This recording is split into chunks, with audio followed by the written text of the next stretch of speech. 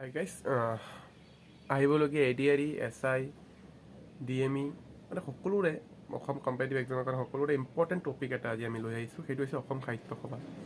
অসম সাহিত্য সভাৰ এনেকুৱা এটা কুৱেশ্যন পেপাৰ নাই য'ৰ পৰা চাগে কুৱেশ্যন অহা নাই, কিবা নহয় কিবা এটা কুৱেশ্যন আহে অসম সাহিত্য সভাৰ লগত জড়িত থকা। তো সেই আজি আমি অলপ আলোচনা কৰিম আৰু কিতাপখন ফুলেন বৈশিষ্ট্যৰ কিতাপৰ পৰা লৈ আহিছোঁ। তো প্ৰথম দেৰি নকৰি আৰম্ভ কৰোঁ। তো প্ৰথম হৈছে 1917 চনত 26 ডিচেম্বৰত সাহিত্য সভাৰ প্ৰথমখন অধিৱেশন শিৱসাগৰ জিলাৰ জেৰেঙা পথাৰত অনুষ্ঠিত হৈছিল। বিশিষ্ট সাহিত্যিক পদ্মনাথ গোহাঁই বৰুৱা প্ৰথম সভাপতি হিচাপে নিৰ্বাচিত কৰা হৈছিল আৰু শৰৎচন্দ্ৰ গোস্বামী সভাৰ প্ৰথম সম্পাদক হৈছিল। আৰু এনেকুৱা কুৱেশ্যন বহুতো আহিছে আগত যে প্ৰথম সভাপতি কোন হয়, কোন আছিল আৰু প্ৰথম সম্পাদক কোন আছিল। তো এইবাৰো আহিব পাৰে, তেনেকৈ অহা নোহোৱা কোনো কথা নাই। তো আমি পৰৱৰ্তীলৈ আহোঁ। সভাৰ আদৰণি গীতটো হৈছে চিৰচেনহী মোৰ ভাষা জননী। গীতটো বিশিষ্ট লেখক আৰু স্বাধীনতা সংগ্ৰামী মিত্ৰদেৱ মহন্তই ৰচনা কৰিছিল। সভাৰ প্ৰতীকটোৰ নক্সা যুগল দাসে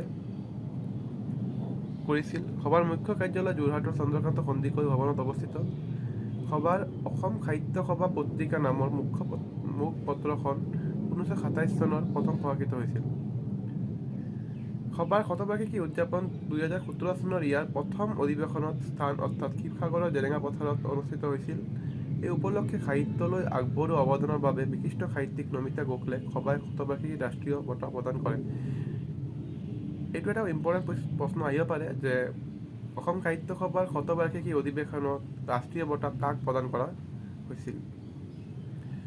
শেহতীয়াকৈ প্ৰসিদ্ধ অসমীয়া সাহিত্যিক আৰু অসম আৰক্ষীৰ প্ৰাক্তন সঞ্চালক প্ৰধান কুলধৰ শইকীয়াক অসম সাহিত্য সভাৰ সভাপতি হিচাপে নিৰ্বাচিত কৰা হয় আৰু মীনা নীলিন দেৱীক উপসভাপতি হিচাপে আৰু যাদৱ শৰ্মাক সভাৰ সাধাৰণ সম্পাদক হিচাপে নিৰ্বাচিত কৰা হৈছে। আমি পৰৱৰ্তী ভিডিঅ'ত অসম সাহিত্য সভাৰ অধিৱেশনসমূহ কিমান চনত, সভাপতিৰ নাম আৰু স্থানসমূহ আলোচনা কৰিম। আজিলৈ ইমানে, ধন্যবাদ।